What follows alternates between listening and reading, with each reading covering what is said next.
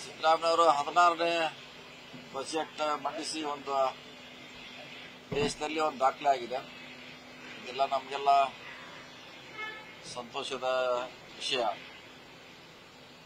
ಮತ್ತು ಎಲ್ಲ ರಾಜ್ಯದ ಎಲ್ಲ ಜಿಲ್ಲೆಗಳು ವಲಯಗಳನ್ನ ಇಲಾಖೆಗಳನ್ನ ಸರಿ ಹೋಗುವಂತ ಪ್ರಯತ್ನ ಈ ಬಜೆಟ್ನಲ್ಲಿ ಮಾಡಿದ್ದಾರೆ.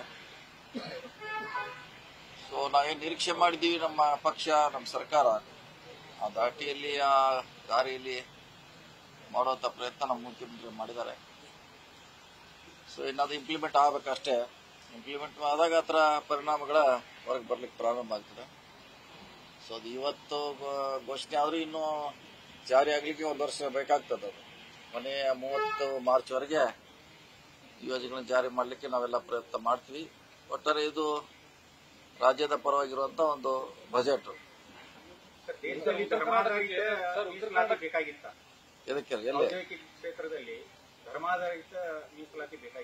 ಎಲ್ಲಿದ್ದಾರೆ? ಯಾವುದು? ಯಾರು ಕೊಟ್ರು? ಎಲ್ಲಿದೆ?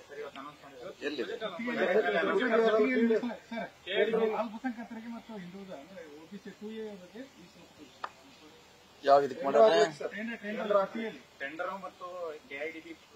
ಹಿಂದುಳಿದ ವರ್ಗ ಇಲಾಖೆಗೆ ಅವ್ರಿಗೆಲ್ಲ ಒಳ್ಳೆ SC ST ಇದೆ, OBC ಮಾಡಿರ್ಬೋದು ಅಷ್ಟೇ. OBC ಇರ್ಬೋದು ಅಷ್ಟೇ. ಅಲ್ಪಸಂಖ್ಯಾತರ ಒಂದು 5-6 ಜಾತಿ ಬರ್ತಾವೆ. ಜೈನರು ಬರ್ತಾರೆ, ಕ್ರಿಶ್ಚಿಯನ್ರು, ಮುಸ್ಲಿಮರು, ಬೌದ್ಧರು, ಸುಮಾರು 7-8 ಜಾತಿ ಅಲ್ಪಸಂಖ್ಯಾತರು ಬರ್ತಾರೆ. ಅದನ್ನೇನ್ರ ಮಾಡಿರ್ಬೋದು. ಒಬ್ಬರಿಗೆ ಅಂತ ಸೀಮಿತವಾಗಿಲ್ಲ, 7-8 ಜಾತಿಗೆ ಸೀಮಿತವಾಗಿರಂತ ಅಲ್ಪಸಂಖ್ಯಾತರು. ಸಿಖ್ ಬರ್ತಾರೆ, ಸುಮಾರು 7-8 ಜಾತಿ ಇದೆ. ಅದು ನಾವು ಒಬ್ಬರನ್ನೇ ಗುರಿ ಇಟ್ಟು ಹೇಳಲಿಕ್ಕೆ ಆಗಲ್ಲ. ಅದ್ರ ಜೊತೆಗೆ 7-8 ಜಾತಿಯವರು ಕೂಡ ಲಾಭ ಪಡಿತಾರೆ. ಪಾಕಿಸ್ತಾನದ ಬಜೆಟ್ ಅಂತ ಹೇಳ್ತಾರೆ. ಅವ್ರಿಗೇನು ಅದನ್ನ ಬಿಟ್ರೆ ಬೇರೆ ಏನ್ ಹೇಳಲ್ಲ. ಪಾಕಿಸ್ತಾನ ಅಂದ್ರೆ ಎಲ್ಲರೂ ಅಲರ್ಟ್ ಆಗಿಬಿಡ್ತಾರೆ. ಅವ್ರು ಇಲ್ಲೇ ಬಂದರೆ ಆಮೇಲೆ ಧಾರವಾಡ ಹತ್ರ ಅಂತ ಹಿಂಗ ಅಲರ್ಟ್ ಆಗ್ತಾರೆ. ಅದನ್ನ ಅವ್ರು ಹೇಳಿದ್ರೆ ಅವರು ಬದುಕ್ತಾರೆ. ಅವ್ರಿಗೆ ಸಂಜೀವಿನಿ ಇದ್ದಂಗೆ ಅದು. ಪಾಕಿಸ್ತಾನ ಮುಸ್ಲಿಮು, ಪಾಕಿಸ್ತಾನ ಹಿಂಗಾಗಿ ಹೇಳ್ತಾರೆ. ಅದಕ್ಕೆ ಇದೇನು ಹೊಸದಲ್ಲ. ಯಾವ್ದ್ರೆ ಉತ್ತರ ಕರ್ನಾಟಕ ನಿಮ್ಮ ಜಿಲ್ಲೆಯನ್ನ ಹಿಡಿದು ನೋಡಿ, ನಮಗೆ ಏನೇನು ಬೇಕು ಅದನ್ನ ಕೊಡುವಂತ ಪ್ರಯತ್ನ ನಮ್ಮ ಸರ್ಕಾರ ಮಾಡಿದೆ. ಅವರು ಕೂಡ 2-3 ಸಲ ರಾಜ್ಯನ ಆಳಿದ್ದಾರೆ.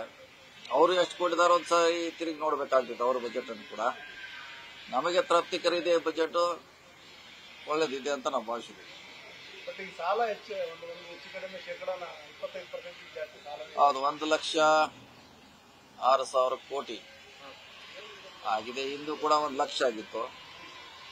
ಅದ್ರ ಇಂದು ಕೂಡ 1 ಲಕ್ಷ ಆಯ್ತು. ಇಂದ ಬೊಮ್ಮಾಯಿಯವರ ಕಾಲದಲ್ಲಿ 1,90,000 ಅವ್ರದ್ದು ಇತ್ತು.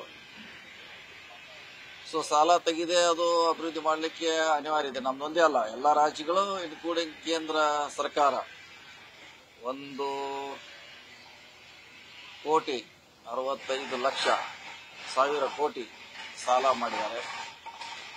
ಸೊ ಅದು ಎಲ್ಲ ರಾಜ್ಯಕ್ಕೆ, ಕೇಂದ್ರ ಸರ್ಕಾರಕ್ಕೆ ದೇಶದಲ್ಲಿ ಅನಿವಾರ್ಯವಾಗಿದೆ. ಎಲ್ಲರೂ ಮಾಡ್ತಾರೆ, ನಮ್ಮ ಕರ್ನಾಟಕದಲ್ಲಿ ನಾವು ಮಾಡಿದ್ವಿ. ಎಲ್ಲರೂ ಅದೇ ಹೇಳಿದ್ರೆ ನಮ್ದೊಂದೇ ಅಲ್ಲ, ನಮ್ಗಿಂತ ಮುಂದಿದ್ದಾರೆ ಎಲ್ಲರೂ. ಮಹಾರಾಷ್ಟ್ರ ಇದೆ, ಆಂಧ್ರ ಇದೆ, ತೆಲಂಗಾಣ ಇದೆ, ತಮಿಳುನಾಡು ಇದೆ, ಬೇರೆ ಬೇರೆ ಎಲ್ಲ ರಾಜ್ಯಗಳು ಕೂಡ ಸಾಲ ಪಡೆದೇ ಅಭಿವೃದ್ಧಿ ಮಾಡಲಿಕ್ಕೆ ಸಾಧ್ಯ ಇಲ್ಲ. ಅದು ಸಿಸ್ಟಮ್, ಅದು ಅಷ್ಟೇ. ಅದು ಸಾಲ ತಗೊಂಡಾರ ತಕ್ಷಣ ಎಲ್ಲ ಹೋಗುದಿಲ್ಲ. ಮತ್ತೆ ಸಾಲ ಕೊಡ್ಲಿಕ್ಕೆ ಇತಿಮಿತಿ ಇದೆ. ಕರ್ನಾಟಕ ಇಷ್ಟು ಕೊಡಬೇಕಂತ ಒಂದು ನಿಗದಿ ಮಾಡ್ತಾರೆ. ಅದ್ರ ಪ್ರಕಾರ ನಾವು ಸಾಲ ಪಡಿತೀವಿ, ಹಂಗೆ ಏಕಾಏಕಿ ಪಡೆಯಲ್ಲ. ಸೊ ಎಲ್ಲರೂ ಮಾಡ್ಯಾರ, ಹಿಂದೂ ಮಾಡಿದರೆ ಮುಂದೂ ಕೂಡ ಅದು ಮುಂದುವರಿತದೆ. ಬಹುತೇಕ ಬಿಜೆಪಿ ಸಿದ್ದರಾಮಯ್ಯ ಅವರು ಕೊನೆಯ ಬಜೆಟ್ ಇದು ಅಂತೇಳಿ, ಸಿದ್ದರಾಮಯ್ಯನವ್ರದ್ದು ಕೊನೆಯ ಬಜೆಟ್ ಇದು ಅಂತೇಳಿ ಹೇಳ್ತಾರ. ಅದೇನ ಹಿಂದೆ ಹೇಳಿಲ್ಲ, ಎಷ್ಟು ಸಲ 6 ತಿಂಗಳು ಅಂತ ಹೇಳಿದ್ರಲ್ಲ, ನಿಮ್ಗೆ ಹೇಳಿದ್ರ ವರ್ಷ ಅಂದ್ರು, ಯುಗಾದಿ ಅಂದ್ರು, ಸಂಕ್ರಮಣ ಅಂದ್ರು, ಬಜೆಟ್ ಆಯ್ತು, ಮತ್ತೆ ಅಂದ್ರು. ನೀವೇ ಕೇಳಿದ್ರ ಪ್ರಶ್ನೆ. ಅವಾಗ 6 ತಿಂಗಳಲ್ಲಿ ಇರೋಲ್ಲ. ಅವ್ರ ರಾಜ್ಯಾಧ್ಯಕ್ಷ ಹೇಳಿದ್ರು, CT ರವಿ ಅವ್ರು ಹೇಳಿದ್ರು, ಮತ್ತೆ ಯಾರು ಹೇಳಿದ್ರು. ಹೇಳಿ ಒಟ್ಟು ಅವ್ರು ಸಮಾಧಾನ ಇರ್ಬೇಕಷ್ಟೇ. ಅಷ್ಟೇ, ಅದನ್ನ ಬಿಟ್ರೆ ಬೇರೆ ಇಲ್ಲ. ತಮ್ಮ ಸಮಾಧಾನಕ್ಕೆ ಹೇಳ್ತಾರೆ. ನಮಗೆ ಜನ ಆಶೀರ್ವಾದ ಮಾಡಿದ್ರು 5 ವರ್ಷಕ್ಕೆ. 5 ವರ್ಷ ಅವರು ಕರ್ನಾಟಕದಲ್ಲಿ ಕಾಂಗ್ರೆಸ್ ಸರ್ಕಾರ ಇರ್ತದೆ. ಕಾಂಗ್ರೆಸ್ ಸರ್ಕಾರ ಇರುತ್ತೆ ಬಟ್ ಸಿಎಂ ಯಾರಾಗಿರ್ತಾರೆ ಕಾಂಗ್ರೆಸ್ ಸರ್ಕಾರ ಇರುತ್ತೆ ಸರ್, ಸಿಎಂ ಯಾರಿರ್ತಾರೆ ಅನ್ನೋದು ಕುತೂಹಲ. ಅವ್ರು ಇದಾರಲ್ಲ ಈಗಿಲ್ಲ, ಅದ್ರ ಬಗ್ಗೆ ಬಂದಾಗ ಚರ್ಚೆ ಮಾಡಿ ಈಗ ಇದಾರಂತ ಹೇಳಿಬೇಕು ನಾವು. ಯಾರು ಇಳಿತಾರತ್ ಯಾರು ಹೇಳಿದ್ರೆ ಅವ್ರಿಗೆ ಇಲ್ಲ, ಇಳಿತಾರತ್ ಯಾರು ನಾವು ಹೇಳಿಲ್ಲ, ನಮ್ಮ ಹೈಕಮಾಂಡ್ಗಳು ಎಲ್ಲಿ ಹೇಳಿಲ್ಲ. ಬಟ್ ನಿಮ್ ಕೆಲವು ಶಾಸಕರು ಡಿಸೆಂಬರ್ ಅಂತ್ಯಕ್ಕೆ ಸಿಎಂ ಆಗ್ತಾರೆ ಸಿದ್ದರಾಮಯ್ಯ, ಡಿ ಕೆ ಶಿವಕುಮಾರ್ ನನ್ನ ರಕ್ತದಲ್ಲಿ ಬರೆದು ಕೊಡ್ತೀನಿ ಅಂತ ನಿಮ್ ಶಾಸಕರು ಹೇಳ್ತಾರೆ. ಕೆಲವರು ಮುಂದುವರಿದಾರ ಹೇಳ್ತಾರಲ್ಲ ನಮ್ಮವರು 5 ವರ್ಷ ಅವರೇ ಇರ್ತಾರೆ ಅಂತ ಮಂತ್ರಿಗಳು ಹೇಳಿದ್ದಾರೆ, ಶಾಸಕರು ಹೇಳಿದ್ದಾರೆ. ಮತ್ತೆ ಈಗೇನ್ ಮಾಡೋರು ನೀವು? ವೈಯಕ್ತಿಕವಾಗಿ ಜಾರಕಿಹೊಳಿ ಅಭಿಪ್ರಾಯ ಏನು ಸರ್? ಗೊಂದಲ ಪಕ್ಷ ಅಧಿಕಾರದಲ್ಲಿ ಗೊಂದಲ ಇರೋದು, ಅದ್ರಲ್ಲಿ ಏನು ಪ್ರಶ್ನೆ ಇಲ್ಲ. ಚರ್ಚೆ ಆಗಿತ್ತು ಅದು ನಮ್ಗೆ ಗೊತ್ತಿಲ್ಲ, ಅದು ನಾವ್ ಹೇಳಿದ್ರಲ್ಲ ಪದೇ ಪದೇ ಹೇಳಿದ್ವಿ. ಹೈಕಮಾಂಡ್ದಕ್ಕೆ ಅಲ್ಲಿ ಚರ್ಚೆ ಆಗಿದೆ ಗೊತ್ತಿಲ್ಲ ನಮಗೆ. ನಮ್ದಲ್ಲಿ ಸಿದ್ದರಾಮಯ್ಯ ಅವರು ಇದ್ದಾರೆ, 3 ವರ್ಷ ಆಗಿದೆ, ಇನ್ನು 2 ವರ್ಷ ಇರ್ತಾರಂತ ನಮ್ಮ ಭಾವನೆ. Thank you. ಕೆಪಿಸಿಸಿ ಅಧ್ಯಕ್ಷರ ಬದಲಾವಣೆ ಸರ್, ಅದು ಅಲ್ಲೇ ಹೋಗ್ಲಿ, ಡೆಲ್ಲಿಗೆ ಹೋಗ್ಬೇಕಾ? ಏನ್ ಮಾಡೋದು? ನಾವು ಹುಬ್ಬಳ್ಳಿಗೆ ನಮ್ಮ ಕಡೆಗೆ ಏನಿದೆ, ನೀವು ಕೇಳಿದ್ ಹೇಳೋದು ಅಷ್ಟೇ. ಮೊನ್ನೆ ಅಭಯ ಪ್ರಸಾದ್ ಮನ್ಯಾಗ ಕೇಳಿದ್ವಿ, ಅದನ್ನೇ ಹೇಳಿದ್ವಿ, ಇಲ್ಲೂ ಅದನ್ನೇ ಹೇಳ್ತೀವಿ, ನಾಳೆ ಎಲ್ಲ ಕಡೆ ಅದನ್ನೇ ಹೇಳ್ತೀವಿ.